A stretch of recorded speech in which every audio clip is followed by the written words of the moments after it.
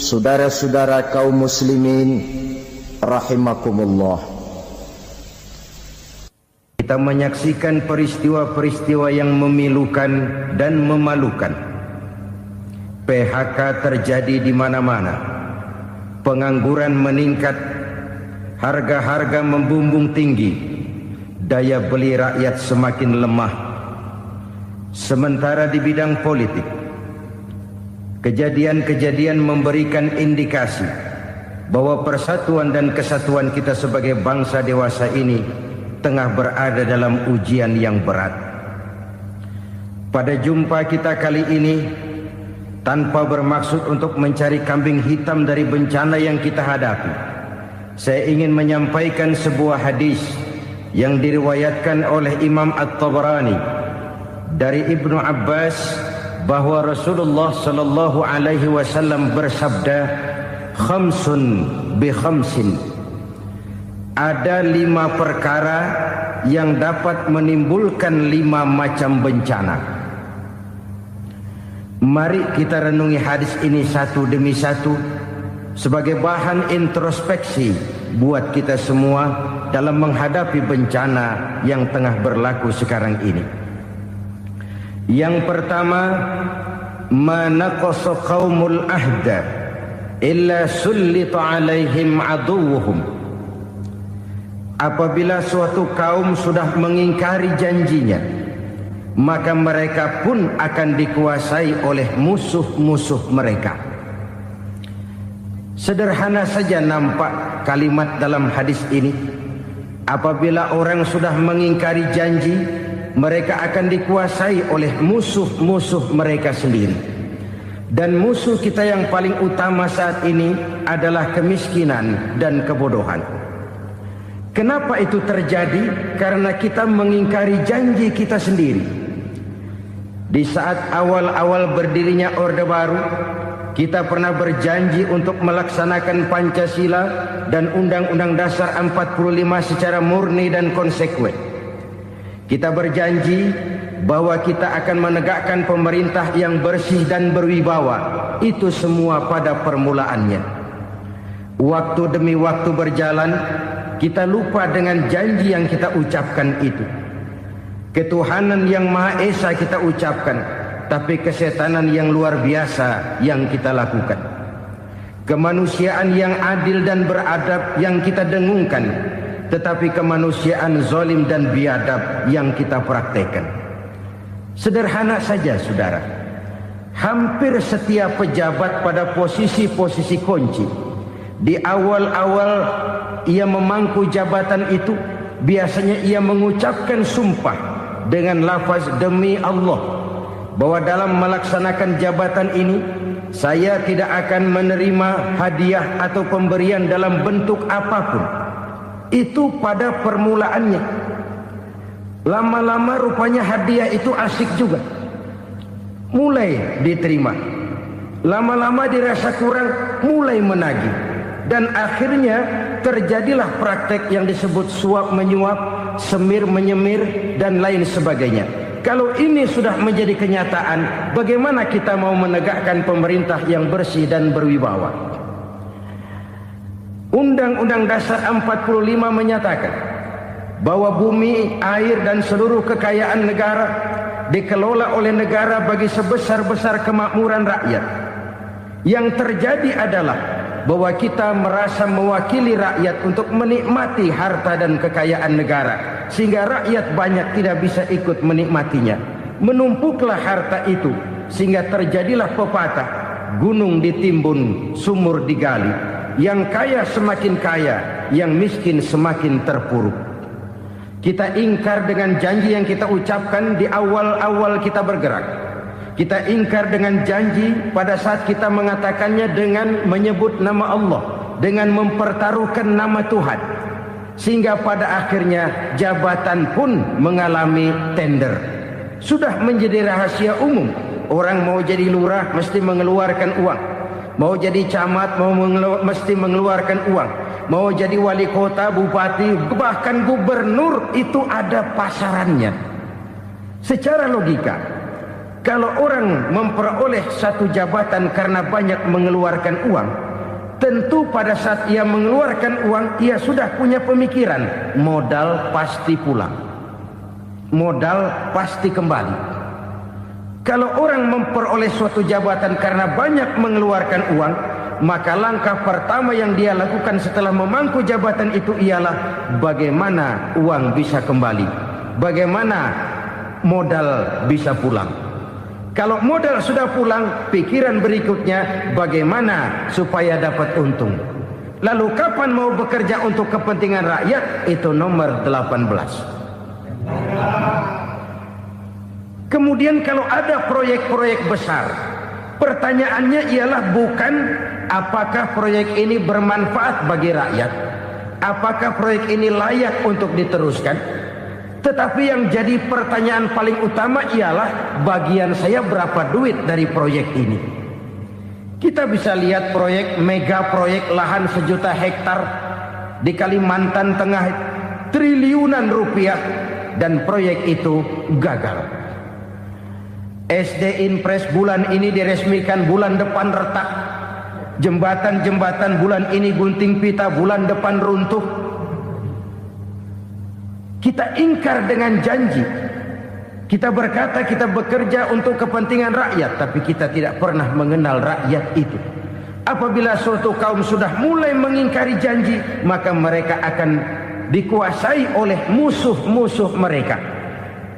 Akibatnya tersusunlah barisan-barisan sakit hati, yang makin lama makin menjadi bola salju, menggelinding membesar, dan kemudian terjadilah hal-hal yang tidak kita inginkan lagi.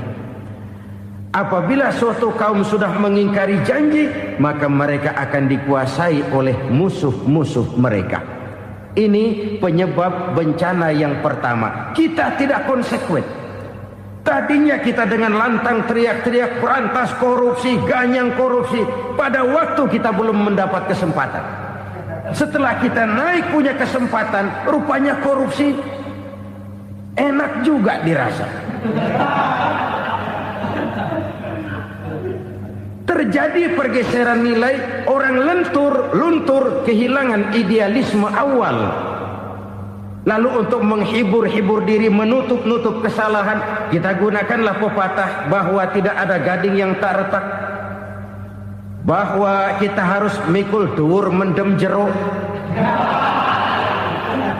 Itu semua cuma sebagai dalih agar kesalahan kita tidak dibicarakan orang lain. Padahal kita sendiri yang mengingkari janji. Kita yang keluar dari komitmen awal kita. Kita berjanji melaksanakan Pancasila dan Undang-Undang Dasar 45 dengan murni dan konsekuen. Kita berjanji untuk menegakkan pemerintah yang bersih dan berwibawa. Namun dalam kenyataannya itu tidak kita laksanakan dengan sebagaimana mestinya. Kita bergeser, kita mengalami proses degradasi, peluncuran nilai, dan akhirnya terbentuklah barisan-barisan sakit hati yang semakin lama semakin membesar itu. Kita harus introspeksi. Memang kalau zaman sedang susah, biasanya kambing hitam laris, tukang kompor gentayangan. Itu dari dulu selalu mencari kambing hitam. Karena itu kita tidak bicara orang, kita tidak bicara siapa yang salah, kita bicara sistem, dan sistem itu bisa mengena siapa saja.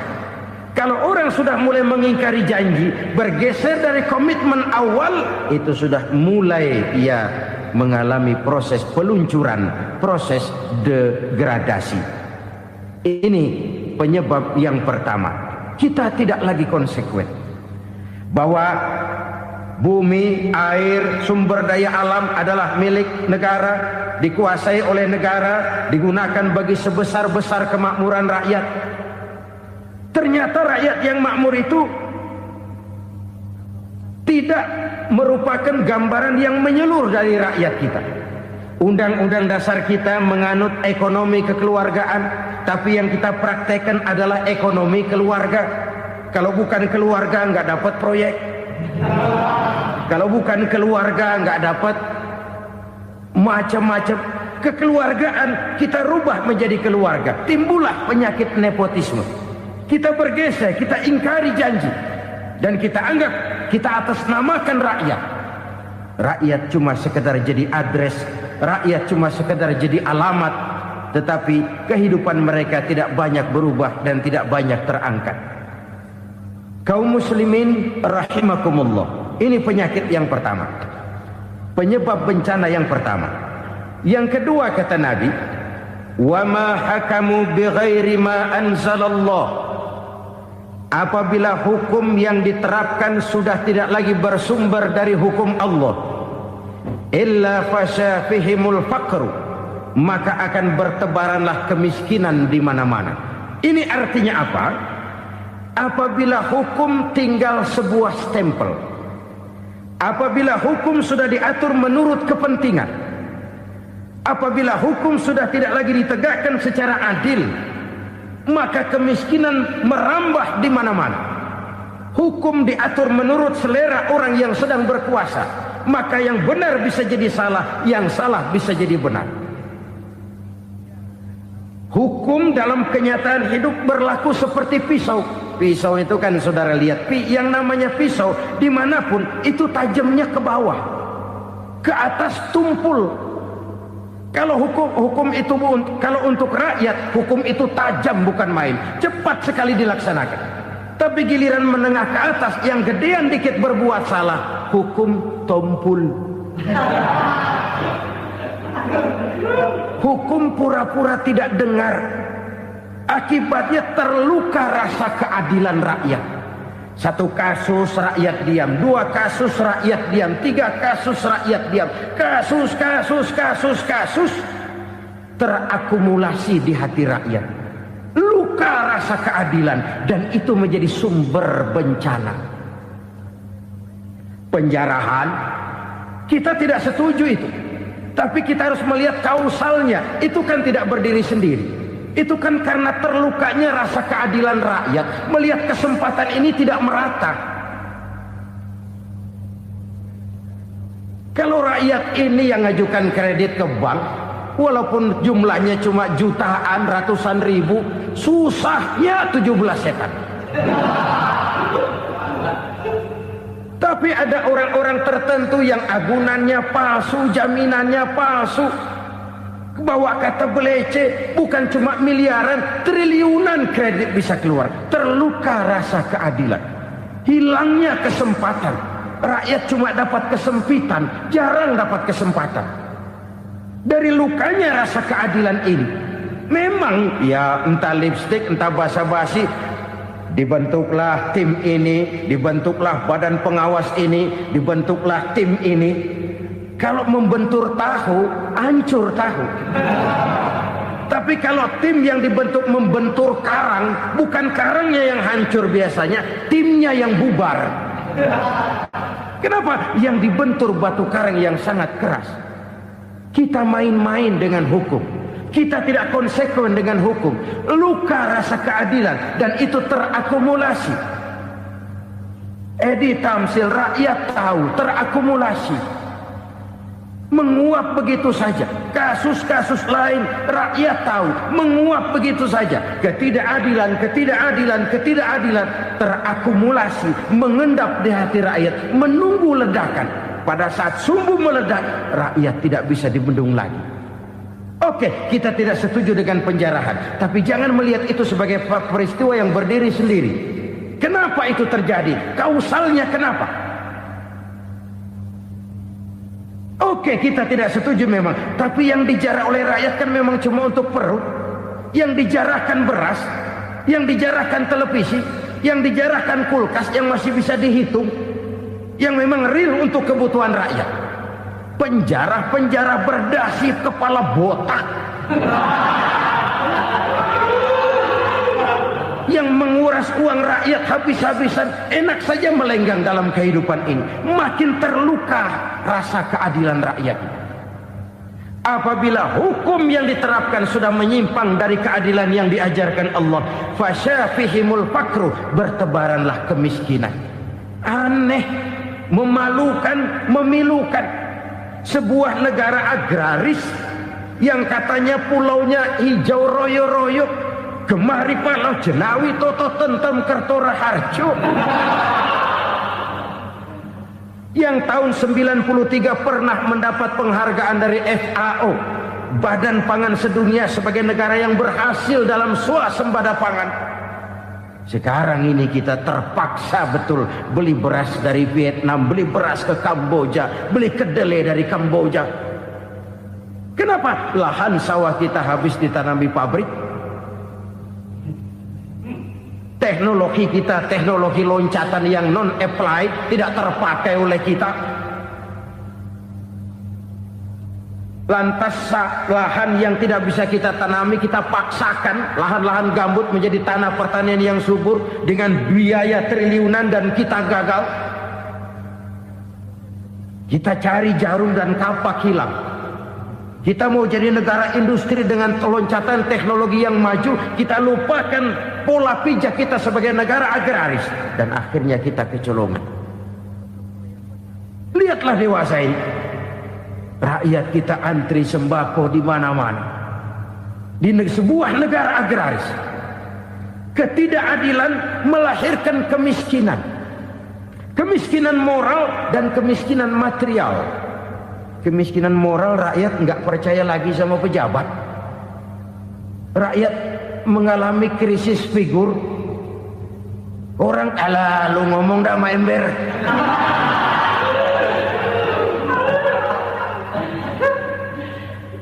Penataran yang menghabiskan biaya miliaran itu melahirkan pejabat-pejabat korup. Pengawasan yang menghabiskan biaya miliaran itu ternyata impoten, mandul. Kemiskinan moral. Jujur saya berkata, saudara-saudara, setelah pintu reformasi dibuka, itu yang masuk memang macam-macam. Ada yang memang punya tujuan murni, konsekuen dan punya konsep. Ada yang nunggu di tikungan, begitu mobil lewat nyamber pintu, berangkat ikut reformasi. Ada yang memanfaatkan momentum, mumpung, untuk nyampein unek-unek, ngerti nggak, pokoknya ngomong. Sehingga keadaan semakin rancu, kebingungan semakin menjadi-jadi, masalah yang paling urgen tidak terselesaikan. Sekarang ini orang berpikir mendingan jadi pala ular daripada jadi buntut macan. Buntut macan memang hebat macan, tapi kalau buntutnya cuma ugel-ugel di belakang buat apa? Mendingan jadi pala ular, kecil juga nyaplok. Artinya, ya biar kecil juga kalau punya partai kan gagah. Lalu rame-rame bikin partai kayak bikin arisan. Orang makin mengalami dislokasi. Semua mau jadi pahlawan, semua mau nomor satu, semua ngomong. Iya kalau bidangnya, kalau bukan makin rancu. Marilah lewat kesempatan ini saya mengajak kita untuk tahu diri. Biarkan politisi ngomong politik, biarkan ekonom menata ekonomi, biarkan praktisi bicara soal hukum, biarkan rakyat munajat, istighfar, mohon pertolongan Allah. Tahu diri kita. Kalau memang ayam, kukuruyuk aja dah. Kalau memang kucing, ayo ngeong. Kalau kambing, silahkan ngembe. Udah tahu ayam, ngeong bunyinya. Suaranya palas, orang nggak ngerti, bingung, makin menjadi-jadi. Ibarat kesebelasan sepak bola bangsa kita sekarang ini, rame-rame mau bikin gol, kiper ikut nyerang sekarang. Memilukan dan bahkan memalukan. Wa ma hakamu bighairi ma anzalallah illa fasha fihimul fakru.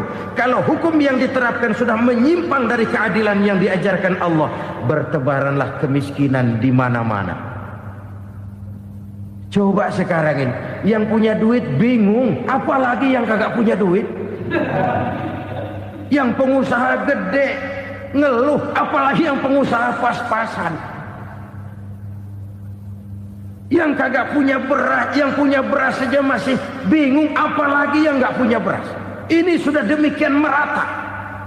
Dulu kita kagum mendengar konglomerat kelas buadak, kelas-kelas yang seakan-akan cuma ada dalam khayalan mereka, punya kekayaan miliaran dolar, triliunan. Sudahlah, seolah-olah nggak terjangkau sama kita. Weh, ternyata yang gede-gede itu juga gede utangnya. Dan rontok satu demi satu. Ternyata rakyat selama ini cuma dialamatkan, cuma dijadikan adres.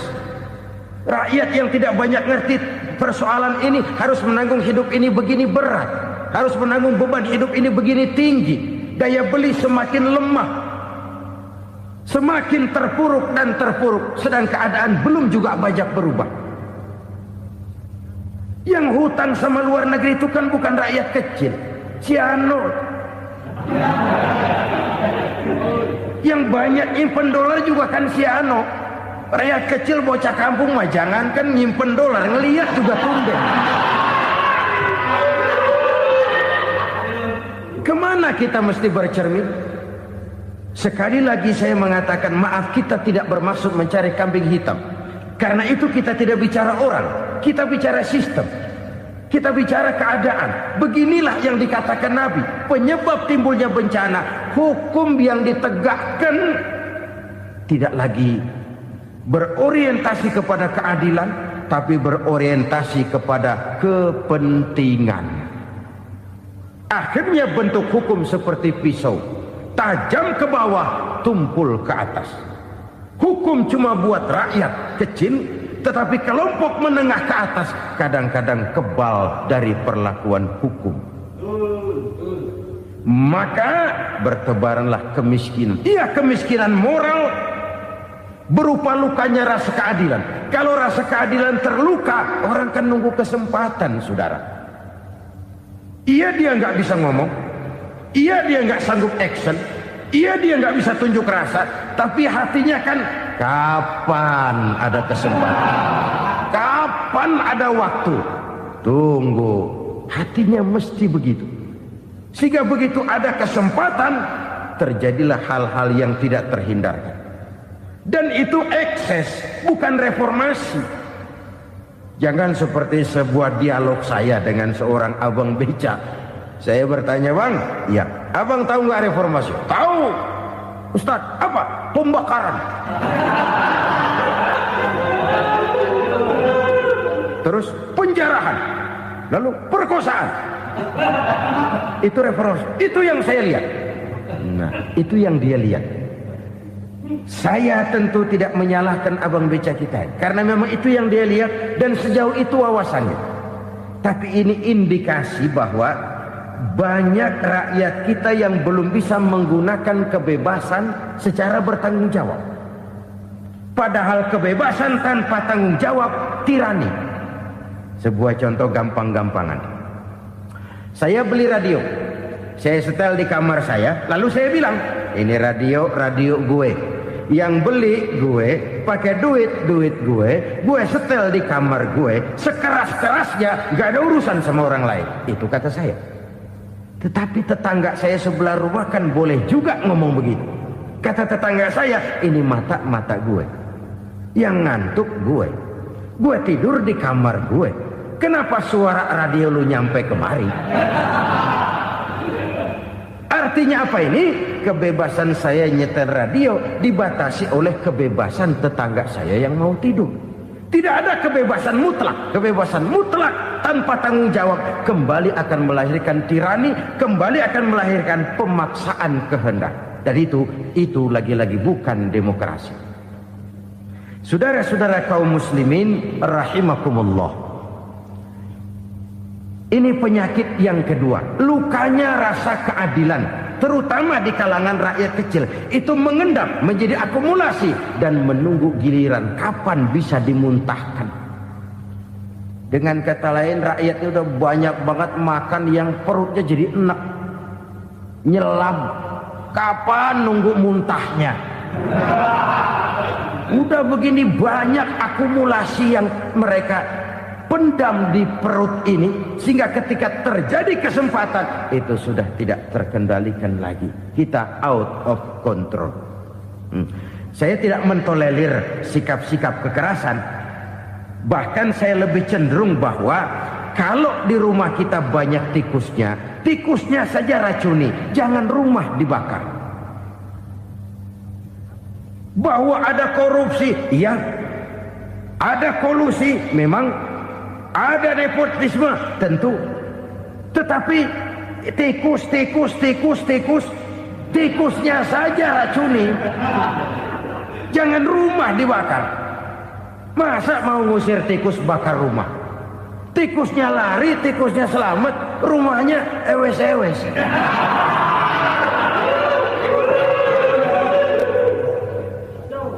Tikus selamat, rumah nggak punya, masalah nggak terselesaikan dengan sebagaimana yang kita harapkan. Kita sepakat ini negara hukum, dan di hadapan hukum semua manusia itu sama. Itu prinsip yang diajarkan Allah.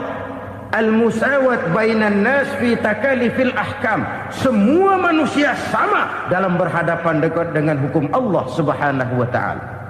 Kalau hukum sudah pandang bulu, itu jelas yang enak yang banyak bulunya. Siapa yang banyak bulunya? Monyet. Kalau hukum pandang bulu, monyet keenakan. Saudara-saudara kaum muslimin rahimakumullah, introspeksi. Mari kita bercermin bagaimana perjalanan hukum selama ini. Kalau introspeksi ini kita temukan, lalu ada upaya untuk memperbaiki diri. Jangan menggunakan tak ada gading yang tak retak, mikul duwur mendem jero untuk menutup-nutupi kesalahan orang. Padahal kesalahan itu sedemikian besar. Padahal rakyat kita tiap hari antri sembako. Ada yang sehari sekali makan, ada yang makan sudah bercampur tiwul, ada yang nasi sudah dicampur pisang, balik jadi orok lagi. Macam-macam upaya rakyat untuk menangsal perut ini. Lalu rakyat ditenang-tenangkan, lebih baik puasa Senin Kemis sambil menghadapi krisis ekonomi. Kenapa rakyat yang disuruh puasa? Kenapa bukan pejabatnya yang puasa lebih dulu untuk kemakmuran rakyat? Kalau rakyat yang memang perutnya udah gepeng disuruh puasa, makin krempeng perutnya. Artinya pejabat harus punya sense of politics. Ya, tidak, puasa itu kan tidak cuma Senin Kemis saja puasa itu. Puasa perasaan, puasa menghargai perasaan yang sedang kondisi yang sedang dihadapi oleh rakyat. Bagaimana rakyat yang tengah antri sembako melihat pejabatnya lewat dengan mobil yang harganya sampai 1 miliar. Oh, inilah pemimpin saya. Luka lagi rasa keadilannya. Kita tidak tenggang rasa. Puasa dalam artian itu pun akan menolong menegakkan semangat kebersamaan, membentuk semangat kebersamaan. Saudara-saudara kaum muslimin rahimakumullah, penyebab bencana yang ketiga dikatakan oleh baginda Nabi, wala dhaharat fihimul fahishatu illa fasha fihimul maut. Apabila kekejian telah merajalela, maka maut bertebaran di mana-mana. Kita renungi butir kalimat dalam hadis ini. Apabila kekejian telah merajalela, maut bertebaran di mana-mana. Begitu murah arti sebuah kehidupan. Penjarahan untuk hal-hal yang kecil tapi sampai mengorbankan nyawa. Apabila kekejian sudah terjadi di mana-mana, maut pun bertebaran. Maut dalam arti berpisah ruh dengan jasad, tapi juga maut dalam arti orang bisa mati karirnya, orang bisa mati usahanya, orang bisa mati kesempatannya karena perbuatan-perbuatan keji yang selama ini tidak terbendung. Lahirlah teori mafia. Siapa yang kuat dia yang berkuasa. siapa yang lemah dia menjadi mangsa. Proyek-proyek besar yang menang tender itu ya dari itu ke itu saja. Yang pengusaha-pengusaha tidak punya koneksi, tidak bisa bayar komisi, dapat proyek tetelan. Ada dagingnya, dikit namanya juga tetelan. Dagingnya sudah habis disantap oleh meja. Sekian puluh meja dilalui, sekian puluh amplop dikeluarkan. Sehingga yang akhirnya ya tinggal tetelan itu tadi. Maka kualitas pekerjaan pun sudah bukan lagi jadi masalah. Demikianlah mafia-mafia ini bermunculan di mana-mana. Di pengadilan terkenallah mafia pengadilan. Hukum bisa dibeli, hukum bisa dipesan menurut kebutuhan sponsor. Mafia peradilan, mafia politik, mafia ekonomi, bahkan mafia agama yang menggunakan agama sebagai kedok, menggunakan agama sebagai dalih, menggunakan agama sebagai topeng untuk melancarkan maksud-maksud politiknya pun tidak tertutup kemungkinan. Apabila kekejian telah merajalela, maut bertebaran di mana-mana. Korupsi, kolusi, nepotisme itu bagian dari kekejian. Kita selama ini kalau mendengar maksiat, itu yang terbayang cuma judi, mabuk, zina. Iya itu maksiat. Tapi korupsi, kolusi, nepotisme itu juga maksiat dalam bentuk lain. Kalau ini sudah bertebaran, maka maut terjadi di mana-mana. Jangan bayangkan cuma mati orangnya, itu sih kewajiban. Yang menyakitkan itu orangnya masih hidup tapi dibikin mati. Karirnya mati. Kenapa? Karena yang diperlukan bukan cuma orang pinter tapi orang taat. Biar pinter, kalau nggak taat minggir. Biar bodoh, kalau taat bisa nyenangin atasan, bisa nyemur. Kumaha juragan wae ayeuna mah. Itu yang kadang-kadang dapat penghargaan. Tidak ada prestasi kerja kecuali bikin senang orang di atas. Kita lihat di desa-desa jalan rusak. Kalau ada berita pejabat anak mau turun, jalan rata sekali. Sampai tanah dari mana aja dikeruk buat ngeratain tuh jalan. Pejabat pulang legok lagi jalanan. Katanya kita kerja buat rakyat, nyatanya kita cuma melayani atasnya.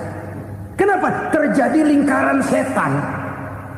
Seperti kata lagu Dul Sumbang itu. Mahasiswa takut sama dosen, dosen takut sama dekan, dekan takut sama rektor, rektor takut sama menteri, menteri takut sama presiden, presiden takut sama mahasiswa.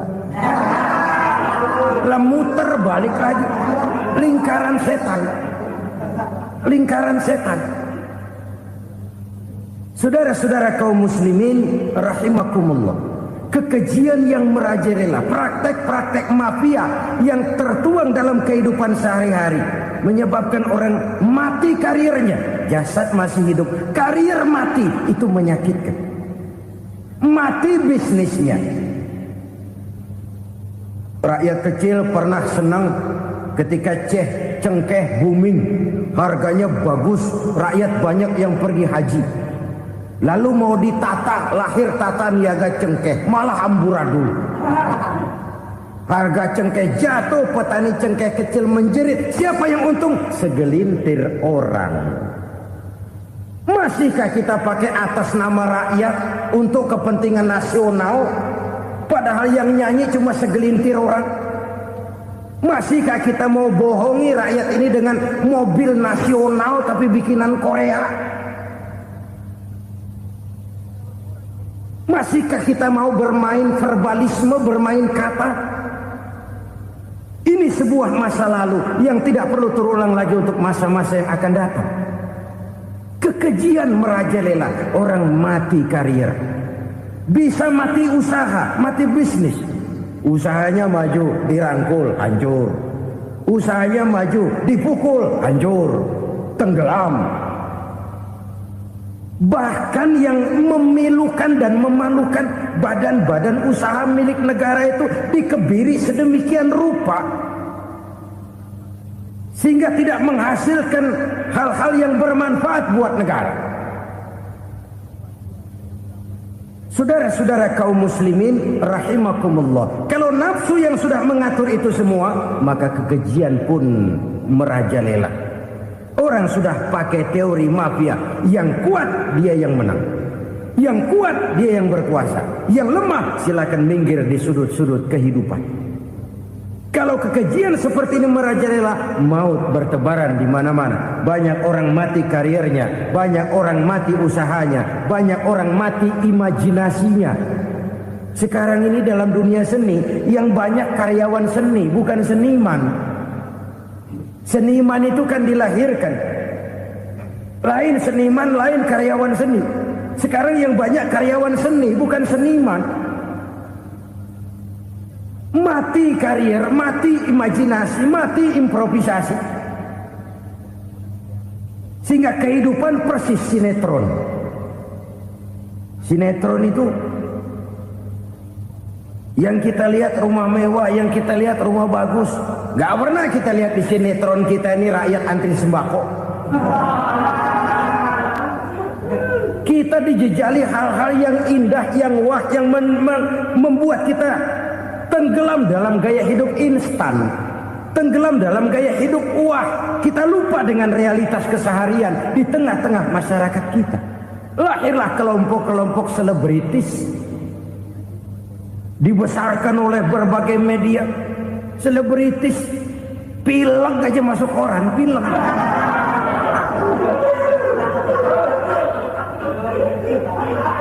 Rakyat yang pingsan antri beras nggak masuk koran. Rakyat yang semaput antri minyak gak masuk koran. Selebritis panok masuk koran.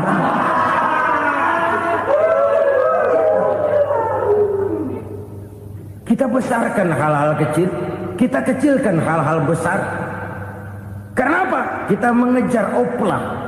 Kita profit oriented, tidak lagi berorientasi kepada realitas hidup yang kita hadapi ini. Kalau kekejian sudah merajalela, kata Nabi, maka maut bertebaran di mana-mana. Maut dalam artian maut, coba lihat sekarang begitu murah nyawa. Karena 1000 perak orang mau nusuk bunuh.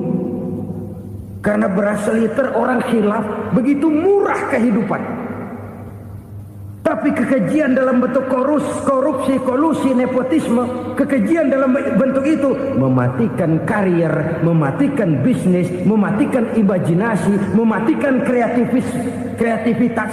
Itu juga maut dalam bentuk lain akibat kekejaman lain. Ini penyebab yang ketiga. Yang keempat, penyebab bencana menurut baginda Rasul,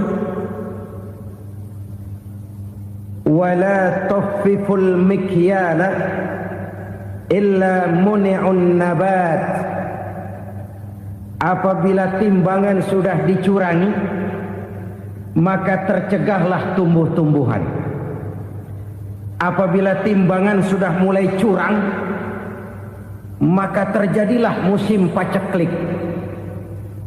Apabila bisnis sudah bergaya mafia tadi itu, kecurangan-kecurangan terjadi, tender di balik pintu, yang dimenangkan cuma kelompok-kelompok yang bisa memberikan presentasi yang besar, muni'un nabat, terjadilah paceklik. Paceklik, panen gagal, wereng, ya wereng, kemarau panjang, it's okay, air sulit, iya. Tetapi kan semua itu ada yang ngatur. Kemarau ada yang ngatur, belalang itu ada yang ngatur, air itu juga ada yang ngatur. Yang ngatur itu yang serba maha.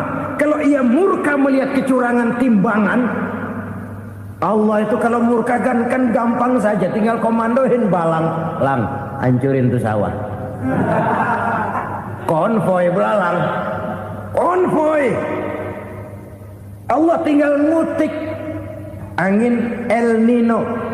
Mampir lo ke Indonesia, hujan nggak turun-turun, kemarau panjang. Jadi kalau musim kemarau kan namanya anginnya El Nino. Kalau musim hujan anginnya namanya La Nina. Cakep namanya, kejem orangnya. Saudara lihat Cina sekarang sedang kena La Nina, banjir besar, ribuan orang meninggal. Dia mah ribuan mati kagak berasa, rakyatnya miliaran. Bangladesh lagi ngalami La Nina, India lagi ngalami La Nina. Angin, hujan, kemarau, belalang, itu kan ada yang ngendaliin. Kuncinya bukan di belalangnya, kuncinya bukan di peredaran matahari berputar, kuncinya di atas yang mengatur semua itu. Kalau timbangan sudah mulai curang, pengusaha sudah nggak mau jujur, apa nggak bikin perut jadi mual? Begitu rakyat antri sembako pingsan nggak dapat beras, sementara beras ditumpuk-tumpuk sampai membusuk. Kemana hati nuraninya? Kemana akal pikirannya? Kemana mereka yang berbuat atas nama rakyat tapi melihat rakyat susah tidak tergerak hatinya? Apabila timbangan sudah mulai dicurangi, bisnis sudah mulai melenceng, maka terjadilah paceklik. Sebuah negara yang berhasil dalam swasembada pangan, lalu sekarang menjadi negara yang rakyatnya antri untuk memperoleh kebutuhan pangan. Saudara-saudara kaum muslimin rahimakumullah, ini intinya adalah kecurangan. Kalau kecurangan sudah terjadi di mana-mana, dan ini milik siapa saja, bukan soal tempat, bukan soal jabatan, soal manusianya, SDM-nya. Kecurangan tidak cuma terjadi di kantor, di masjid bisa terjadi kecurangan. Korupsi tidak hanya bisa terjadi di kantor, di madrasah bisa ada korupsi. Faktor manusianya, ini soal SDM. Kecurangan yang besar tentu besar lagi kerugiannya.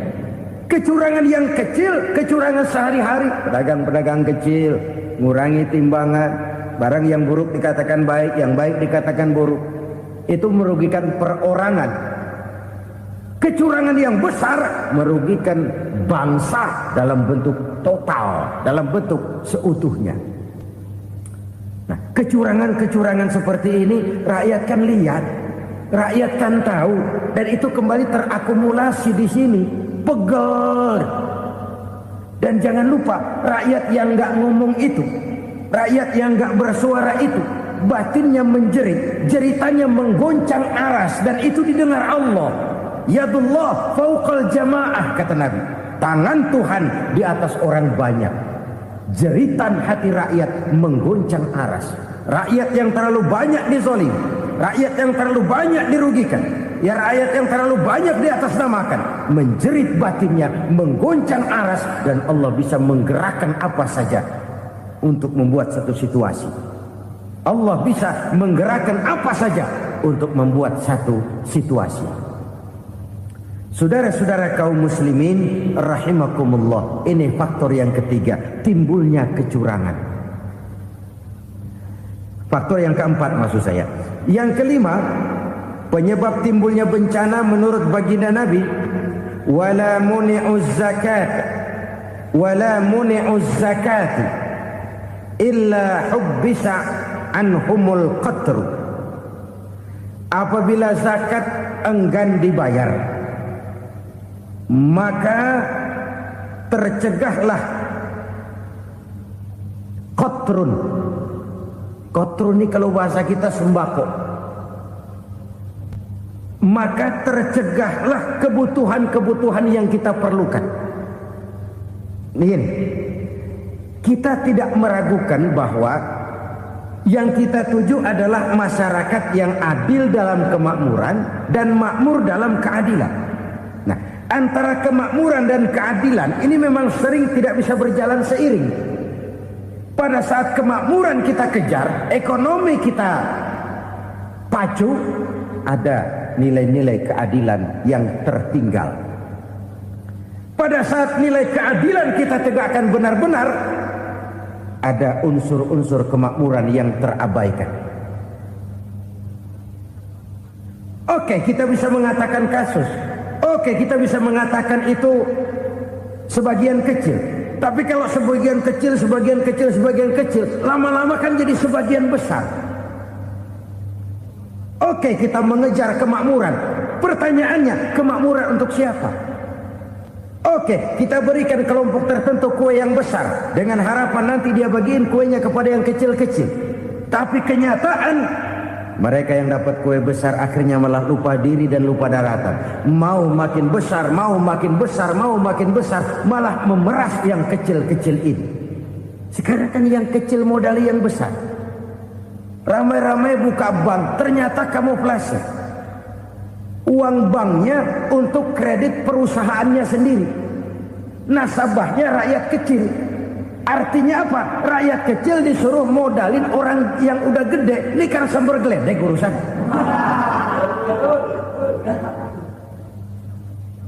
Ini kan permainan apa lagi? Rakyat kecil suruh modali yang gede. Nasabahnya rakyat kecil, kumpulkan uangnya di bank, kucurkan kredit kepada perusahaannya sendiri. Bukankah itu rakyat kecil suruh modali yang gede? Sudah begitu kejamkah kita untuk meraih keuntungan dengan mengorbankan orang kecil ini? Sudah tidak bicarakah lagi kah nurani kita melihat penderitaan orang yang semakin susah ini? Kalau zakat enggan dibayar, padahal zakat 2,5% saja, 2,5% saja. Kalau itu pun enggan, kalau zakat saja enggan, bagaimana pula yang namanya sodako, bagaimana pula yang namanya infak, bagaimana pula yang namanya santunan, bantuan.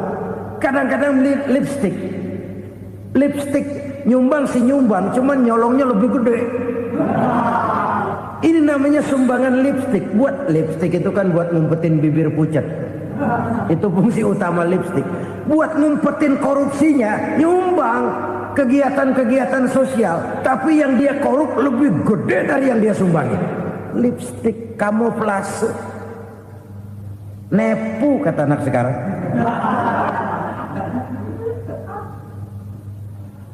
Saudara-saudara kaum muslimin rahimakumullah. Demikian berat kewajiban zakat ini sampai di zaman Sayyidina Abu Bakar pernah keluar komando perangi orang yang enggan membayar zakat. Perangi. Karena fungsi zakat adalah menjembatani antara si kaya dengan si miskin. Bahwa ada kemiskinan itu Qur'ani. Allah menyatakan, aku melebihkan rezeki sebagian kamu dari yang lain. Ini kan kesenjangan. Allah melebihkan rezeki sebagian kamu dari yang lain.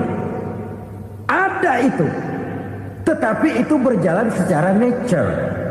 Nah, kalau direkayasa, yang kaya semakin kaya, yang miskin semakin terpuruk, yang sudah besar dapat proyek besar, yang kecil dapat tetelan. Ini kan rekayasa namanya. Kesenjangan yang direkayasa ini yang kita harus kikis. Nah, fungsi zakat menjembatani dari sisi sosial. Dari sisi pribadi, Nabi berpesan, zakku amwalakum biz zakat. Bersihkan hartamu dengan zakat. Sekarang ada istilah nyuci uang. Uang hasil korupsi itu bisa dicuci, dijadikan uang bersih. Bukan pakai rinso, bukan. Pakai politiknya koruptor, diolah sedemikian rupa sehingga jadi uang resmi. Sudah memutik, itu termasuk yang disebut kejahatan kerah putih, white collar crime. Kejahatan kerah putih, kejahatan pakai dasi, kejahatan kelas kakap. Makanya orang mendingan goblok kagak bener daripada pinter kagak bener. Goblok kagak bener itu gampang ngurusinnya. Pinter kagak bener, ini yang berabe bener ngurusinnya.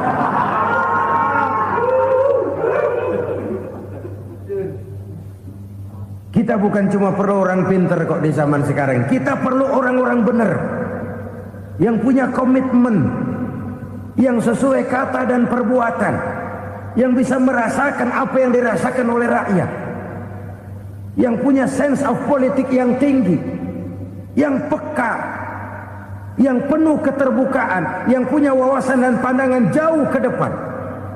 Dari sisi pribadi, zakat itu membersihkan harta kita. Ya, dia tercampur dengan yang subuhat, dia bahkan mungkin tercampur dengan sedikit-sedikit yang haram. Itu zakku amwalakum bizzakat. Bersihkan hartamu dengan zakat itu. Pada sisi sosial ia menjembatani, pada sisi pribadi ia membersihkan harta kita. Karena itu kalau kita minta berdoa, minta rezeki, syarat rezeki itu halalan, thayyiban, wasi'an. Enggak pernah kurang dari 3 itu. Halal, bagus, banyak. Halal, bagus, tapi sedikit, susah ngaturnya.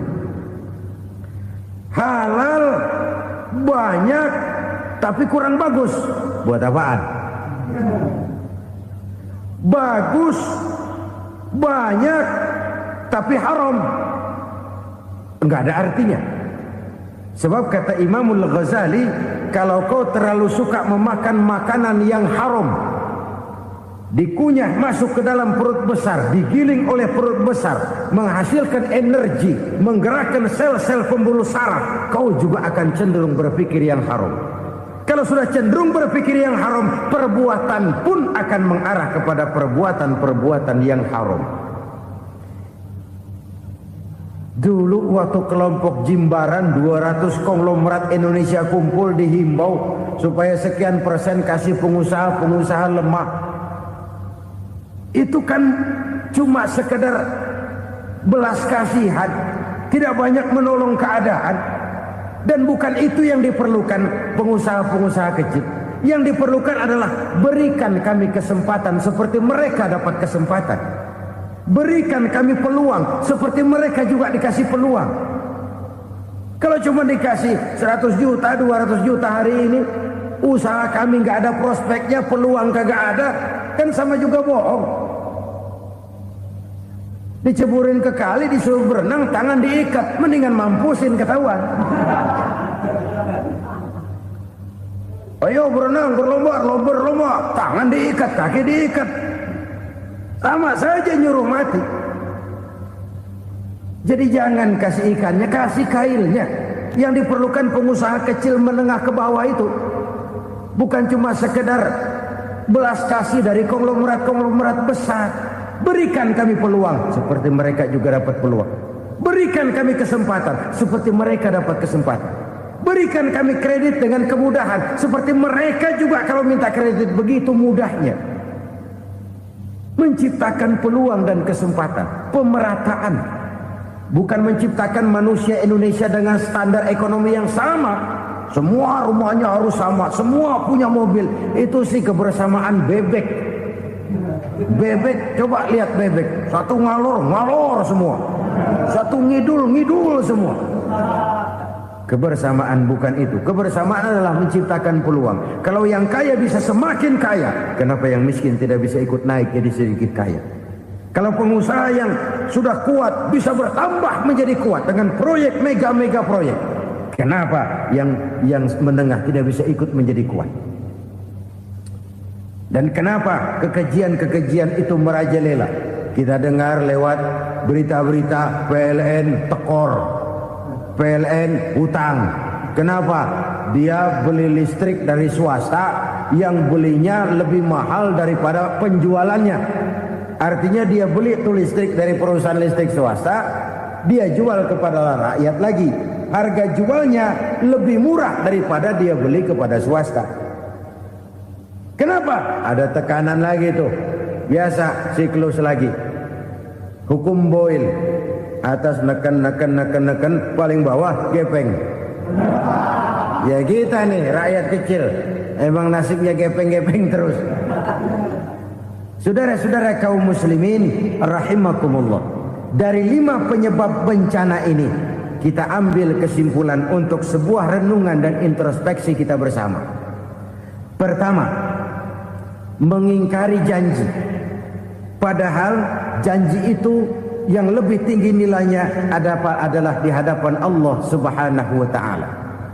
Baik wakil-wakil rakyat di parlemen maupun pemimpin-pemimpin rakyat di dalam kabinet, apabila memangku suatu jabatan, selalu mereka mengawali dengan sumpah, dan sumpah itu dimulai dengan demi Allah. Sadarkah kita pada saat itu kita ucapkan bahwa kita sudah mempertaruhkan Allah untuk jabatan yang kita pegang?